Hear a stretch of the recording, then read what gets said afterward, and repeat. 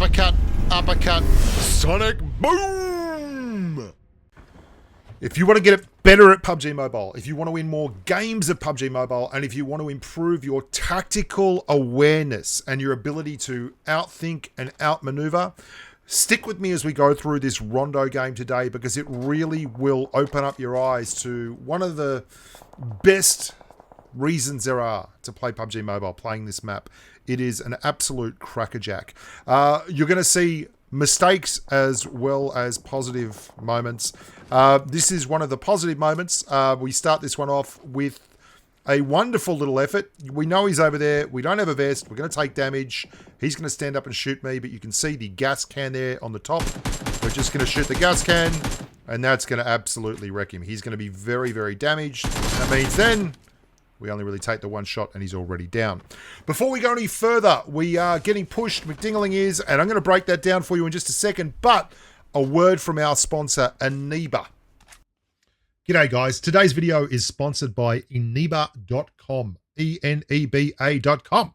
It's a gaming marketplace with over 40,000 gaming products and an ever-increasing interest in expanding its library to be the go-to point for every gaming need. Just head on over to Aneba.com, click on the mobile games link in the drop-down menu at the left there, and you will see all the big guns firing up. Click on PUBG Mobile, and you will be able to get all the deals that you could possibly want. And it will also show you, which I think is a really cool feature, the cost per, or how many you see per dollar that you're going to pick up. You can see all those different pricing variants. So if you do want to make sure that you're getting the most value for money, that's a really clear thing as well.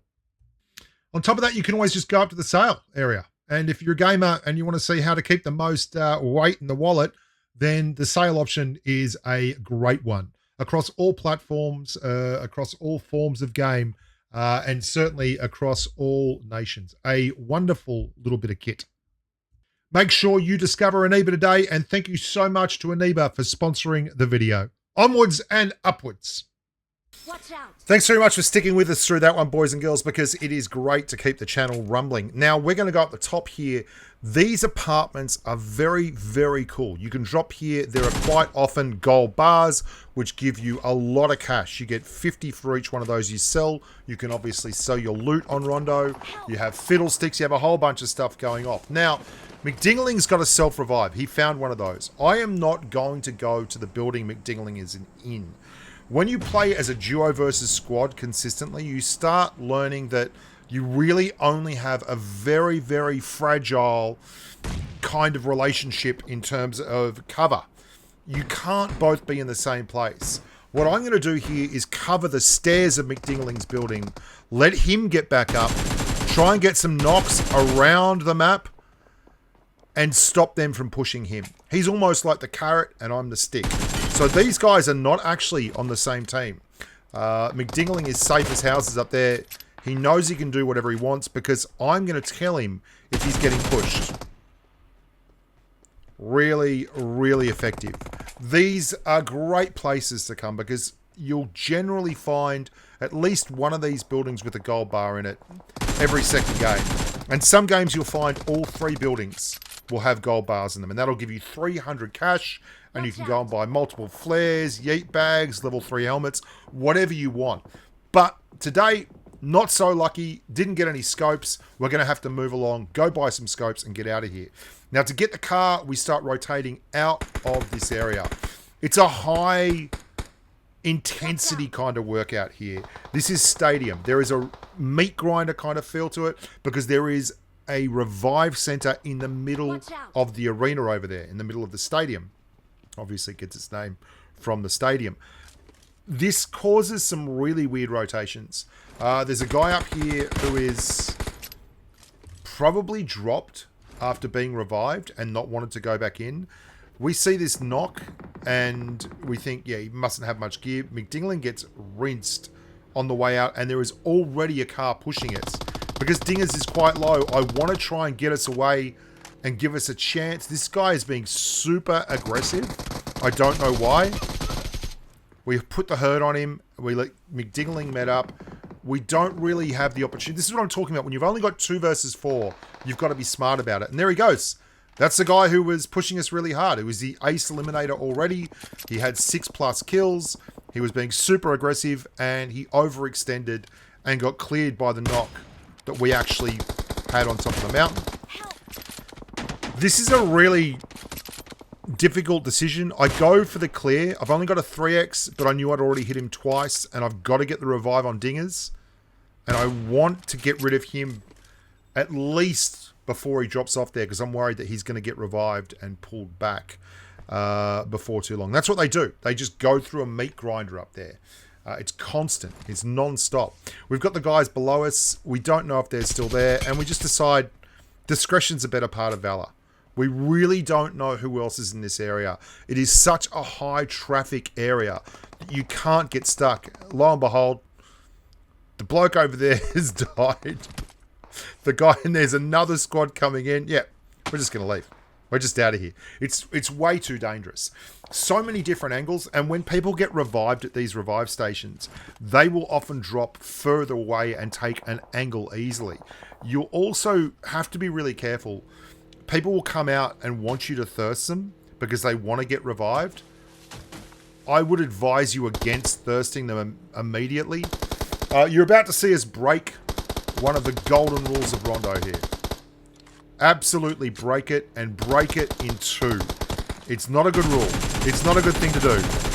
And it sets off a whole chain of events that don't really work, but we get lucky and get away with it. So this guy's trying to exit in the vehicle. He's very badly injured. He pulls up here to get a heal, and we start taking the gunfight in the wide open, 200 meters outside the circle with nearly 30 people left. Okay, this is a bad place to be.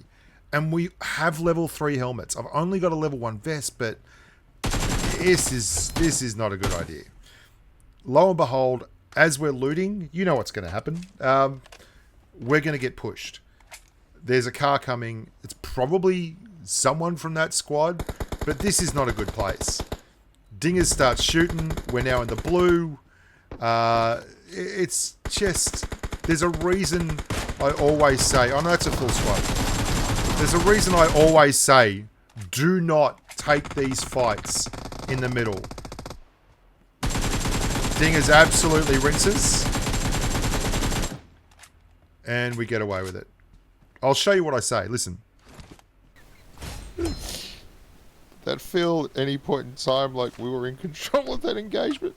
I don't think it did. Yeah, guess we weren't. So we make a rotation into my least favourite area. You know this test track. I don't love it around here. This is a good place to go. You move hard up against this edge. You park the car there and it gives you a little bit of cover on your right. If you've got a fiddlestick, you can put it out and you get to snipe from this edge here. It's also very hard to get pushed because there are so many people in this area. It's such a high traffic area that if anyone does push you outside of their compound, they'll generally get third party. Now, that's not guaranteed and it's not like you are completely safe, but we've done a lot of work here. You can also grenade the top of these mountains because there's dark grass, and where there is dark grass, you can create a trench or a crater. So there's 4 people in there. It's a full squad. One of the worst parts about the top there, which people don't realize, is if you are crouched, you are visible. So if you get a knock on the top up there, you have to smoke the stairs and then have them crawl down the stairs or carry them down, because otherwise you're going to have exactly what happens to these guys happen to you. You can see he's reviving up the top, straight through the dome. The guy's going to poke again on the left. That's 3, and we're off to the races, and we're pushing.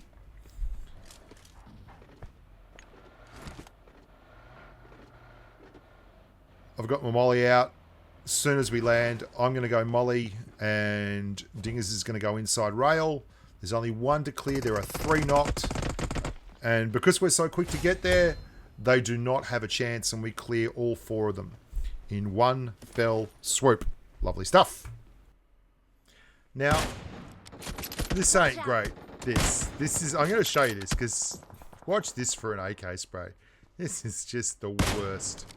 I'm like, okay, I'll just spray him with the AK. I don't know why. We talked about this afterwards. when I'm using a suppressor on the AK, I feel like I cannot do anything with it. I mean, obviously it doesn't help. You want to be using a compensator or a flash hider, but I would rather spray with nothing on than with the suppressor on. I don't know why that is. That's a bike. That's not a broken thing. Now that the circle's starting to shift in, we're going to have blue at our backs, and that means I can actually go up on top here and start utilizing the elevation to crack down. And lo and behold, there's one headshot. I don't know how that didn't hit him, but he's just going to stay up there and eat blue. Watch out. People will often do this. That's the play zone got Toyu. That's him. People often do this. You'd rather eat blue and die than give the kill. I get it. We all do it. There's a headshot. There's a body shot. There's a headshot. He's gone. Now this guy, good God. I don't know how this, and there's a body shot. How is that not a headshot? How is that not a headshot? I know it's a meme. I can't help it. If they ever do another voice pack and they don't put how is this not a headshot in there for me, then I'm going to be very upset. Dingers is driving this. You're going to see me have a proper dad moment here. I'm not happy about this rotation because he drives us outside the circle to get an angle on these guys. Looking back on it, we needed to clear these guys because I'm like, get in the car. That's a terrible angle, a terrible rotation. You'll go to your bedroom and you'll have nothing for dinner. But in actuality, we should have stayed there and given ourselves a little bit of time to clear those guys. We might have lost the game. I'm not sure because of it. Like, we might have lost it earlier. Spoiler alert, we don't win this game. But we would have given those guys, or at least had a really good chance of getting those guys. Why is that important? Because there's a real issue here. When you're using all your throwables and that to get in, it's very hard not to just conserve some and save some. And we really needed to, because where we are now is a situation where we're on one side of the circle, they're on the opposite side of the circle behind a rock. Who's going to get the circle? And the answer is they are going to get every circle change. It's going to go hard west.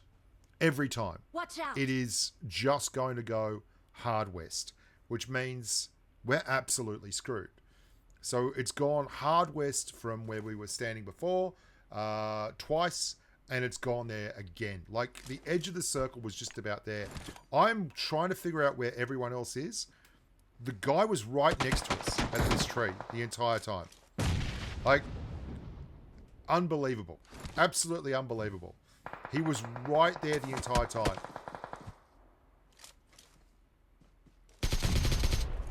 There we go. So now it's a 2v2. Dingling and I. There's two guys down there. I just had an absolute jerk on the stick there and missed it. And they're not going to make a mistake. We're screwed. Dingers has to go right back in. Again, I feel like that was a good shot. I don't know how that didn't hit. Dingers has to go right back in to get the car. Oh, and by the time he comes out, yeah, I'll show you. It's all gone to hell in a handbasket. See that? That's what I really don't like, because you don't know it yet, but I could really have used those fiddlesticks. In fact, that may have cost us the game, because they were not close enough to stay in the circle.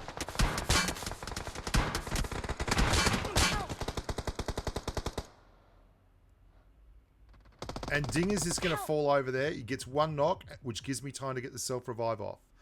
But I don't have fiddlesticks. I don't have smoke. I don't have throwables. I have nothing.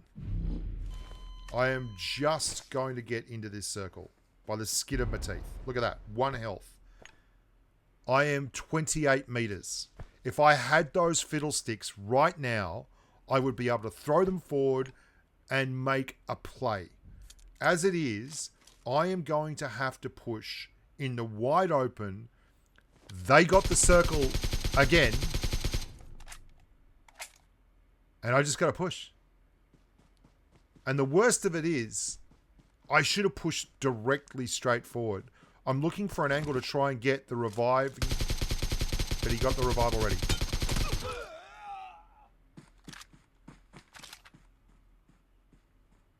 That was a good game. And this is why we love playing Rondo. I mean, 25 kills, 4.5k, and we couldn't get it done. And to be honest, it was my mistake that cost us the game. I'm Bushka. Thank you so much for watching. Please stick around. Please come to the streams Sunday evenings and Thursday evenings, NA time. And look after yourself. Stay safe on the battlefield, and let's get together and do it again.